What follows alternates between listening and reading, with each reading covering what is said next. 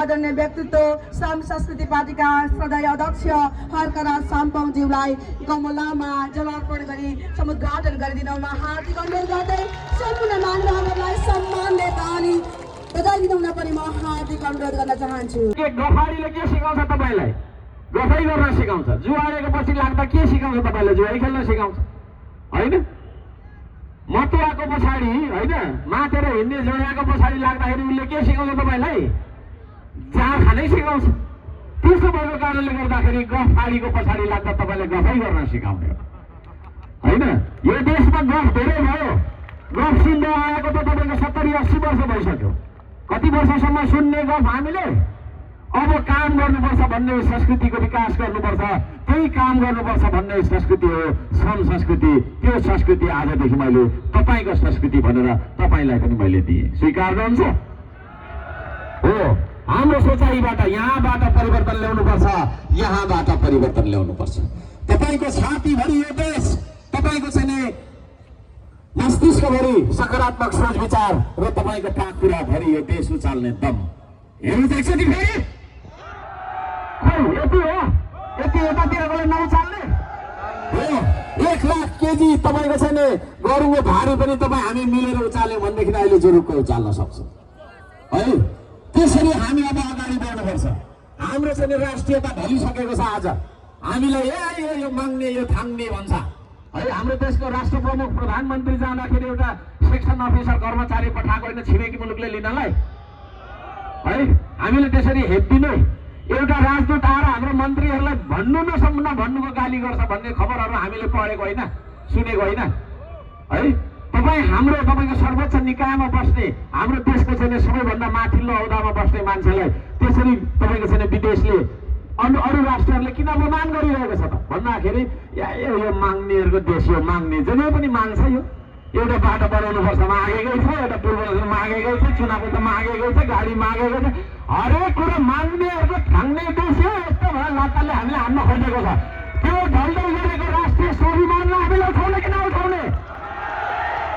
यो चुनावको मात्रै कुरा होइन आदरणीय दाजुभाइ दिदीबहिनीहरू, यो हाम्रो स्वाधीनताको कुरा हो, यो हाम्रो स्वाभिमानको कुरा हो। त्यसरी हेपिएर बस्दैन अब नेपाली। अरूको जुठो पकाएर खाँदैन, आफै कमाएर खान्छ, आफै उमारेर खान्छ। त्यस्ता स्वाभिमानी नेपालीले जय माटो भनिदिनुहोस्, जय माटो भनिदिनुहोस्। हो, यो जोस हाम्रो चाहिँ छातीमा हुनुपर्छ। मरेको जुनी बाँच्नु हुँदैन नेपालीले। अब खाली अरूले हामीलाई ठगेको छ, दलेको छ। हाम्रो देशको सरकारहरूले बनाइदिने, अरूले ढालिदिने, अरूले जे भन्छ त्यही हुने, यस्तो तरिकाले विदेशीको इसारामा यो देश चल्दैन। त्यो स्वाभिमानको अभियान हो, श्रम संस्कृतिको अभियान। खाली ढुङ्गा बोक्ने अभियान मात्रै रहेछ भनेर मलाई धेरै वर्ष उडाए। मैले ढुङ्गा बोकिरहँदाखेरि विदेशी ऋण लिएर होइन, म आफैले पानी खुवाउँछु भनेर मैले चाहिँ भिड पाखामा दुःख गर्दै गर्दा नेपाली समाजका केही बदमासहरूले, केही भ्रष्टाचार गरेर पेट पाल्ने मान्छेहरूले, केही विदेशीको कमिसनमा आफ्नो छैन होइन परिवारलाई पाल्ने मान्छेहरूले, केही तपाईँको छैन अन्य अत्याचार र भ्रष्टाचारको आधारमा राजनीति गर्ने मान्छेहरूले अनेक परिको नाम दिए। ढुङ्गे, पाखे, गदा, गोरु, के भरको अपमानजन्य नामहरू दियो मलाई होइन। तर अब बुझ्दैछ होला हर्क साम्पाङले त्यो पाखामा किन ढुङ्गा बोकेको रहेछ है। सिमानाको पर्खाल भत्किँदाखेरि, सिमानाको पिलर भत्किँदाखेरि, महाकालीको सिमाना मिचिँदाखेरि मेचीदेखि ढुङ्गा पास गर्दै के नलाउने कि नलाउने? त्यो जोस तपाईँको हातमा, तपाईँको छैन छातीमा छ भने मात्रै तपाईँ नेपाली हो। हाम्रो सिमाना लडिरहँदाखेरि चुप लाग्नुपर्ने, हाम्रो स्वाभिमान लडिरहँदा चुप लागिराख्नुपर्ने, हाम्रो अनेक परिको छैन तपाईँको छैन जलेर नष्ट हुँदा हामी चुप लागिराख्नुपर्ने।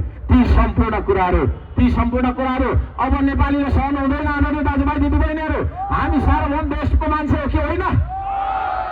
त्यसो भएको कारणले गर्दाखेरि इतिहासमा कहिले पनि उपनिवेश नबनेको देश, इतिहासमा कहिले पनि विदेशीले तपाईँको छैन हामीलाई नटेकेको देशमा बाँचिरहेको स्वाभिमानी नेपालीलाई हिजो आज राजनीति गर्छु भन्ने केही चिल्ला चाप्ला बोल्ने मान्छेहरूले है, केही तपाईँको छैन बाठा टाठा हो भन्ने मान्छेहरूले चिप्लाउँदै गरेको देखिरहेको छ।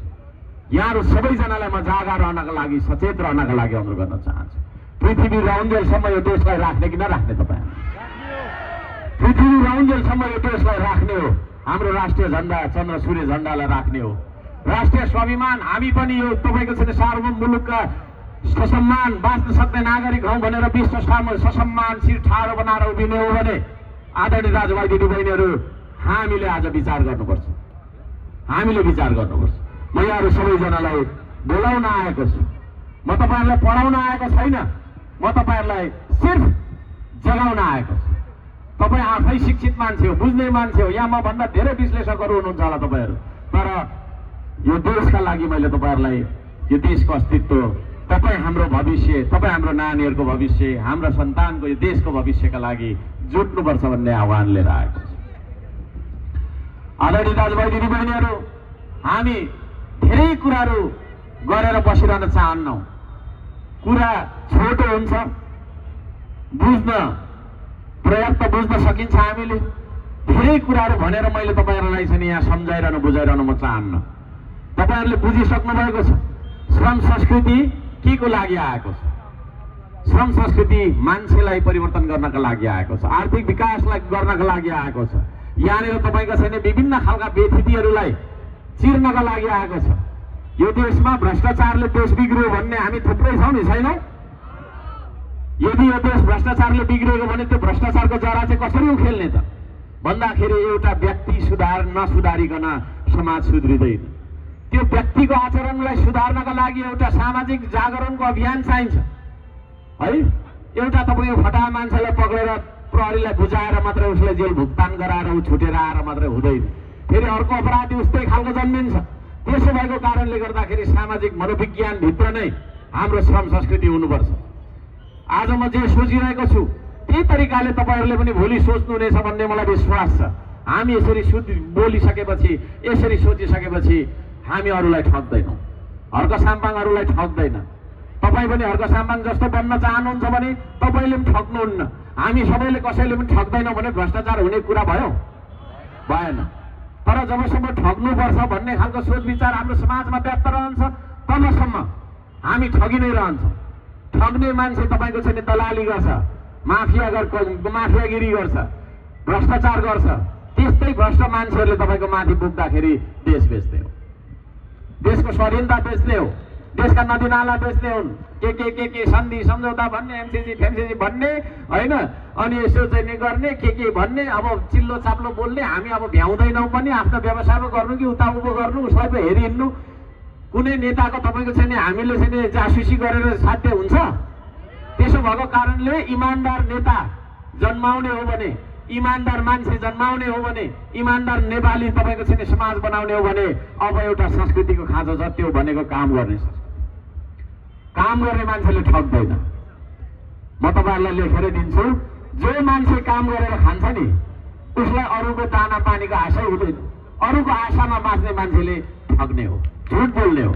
त्यसो भएको कारणले गर्दाखेरि म सबैजनालाई भन्न चाहन्छु, अब हामी श्रम संस्कृतिको माध्यमबाट यो देशको भ्रष्टाचारको जरा, बेइमानीको जरा उखेलेर इमान्दार मान्छेको, इमान्दार समाजको जन्म गराउनेछौँ। त्यो इमान्दार नेपालको जन्मदाता तपाईँहरूलाई हार्दिक नमस्कार छ मेरो। त्यो इमान्दार नेपाल, त्यो इमान्दार भविष्य, जुन भविष्य यहाँ थुप्रै जेनजीहरूले पनि मलाई हेरिराख्नु भएको छ, यसले के चाहिँ भन्छ होला भनेर आउनु भएको छ। अघि पनि थुप्रै यसरी चाहिँ तपाईँको हात हल्लाउँदै हुनुहुन्थ्यो है। उहाँहरूको आँखामा एउटा सपना छ, उहाँहरूको आँखामा म प्रतिको एउटा आशा र विश्वास जस्तो पनि मलाई लाग्यो है।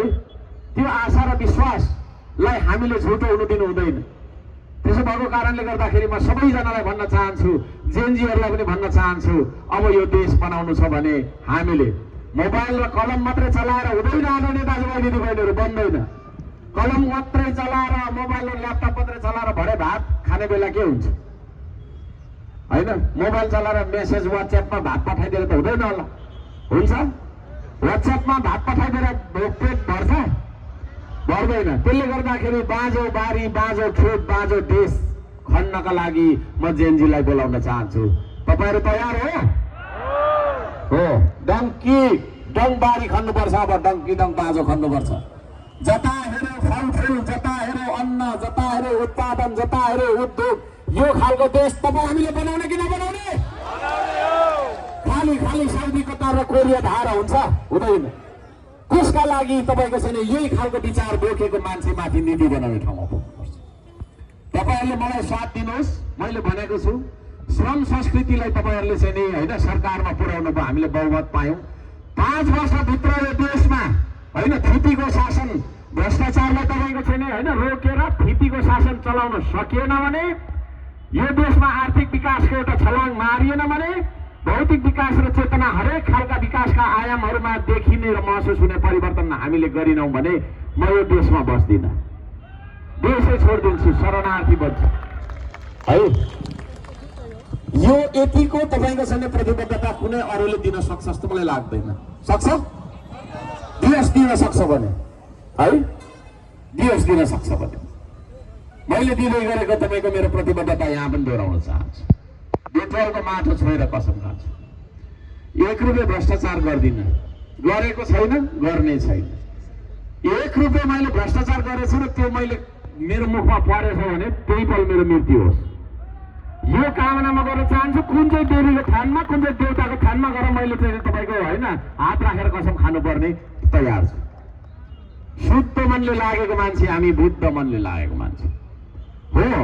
हामी बदमासलाई बदमास भन्छौँ किनभने बदमासलाई त राम्रो हो भन्यो भने उसको हौसला बढ्दै जान्छ, देश बेच्नेतिर लागिहाल्छ।